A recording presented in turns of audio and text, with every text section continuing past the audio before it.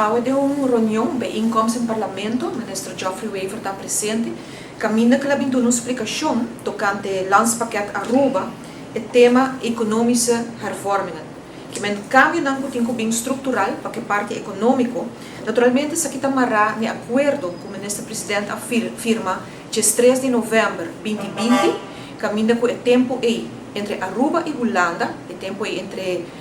ministro Evelyn Wever Cruz e o Sr. Knops, e acordo para firmar para cumprir com o landspakket, e essa que desembocar pisa de trabalho não tem que o assim e ao lo que a ministra Bihasi também explica riba sua parte qual tá é sundi econômica hervormingen o rol que o parlamento tem de aqui tá com o cambio na com o tem que vai bem o landspakket naturalmente tem algum que tá requerir cambio de lei e aqui nada caminha que o parlamento tá com um rol naturalmente e naturalmente também para que corro quando tu está na caminho a acaba a aprovar e aprovado do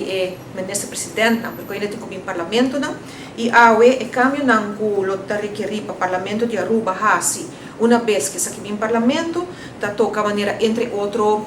lijnen die LTU lijnen que tem a ver com bouw en woningverordening uitgifte eigendom kosten que tem a ver com projeto não que por estimular a economia e nos tursaco tem uma situação caminha com hobby best em que não que o projeto não tarda procedura não está transparente mesmo costa meta conta para vergunningen não que nós há recentemente discussão entre ministros não que não tem o por visa não tarifa uma linha que mentura essa que não está ponto não que tem que discutir debater e queda ancrado em mesmo processo não então o que o ministro explica ao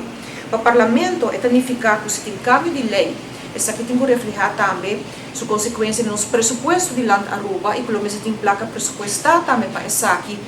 e cambio não por efetuar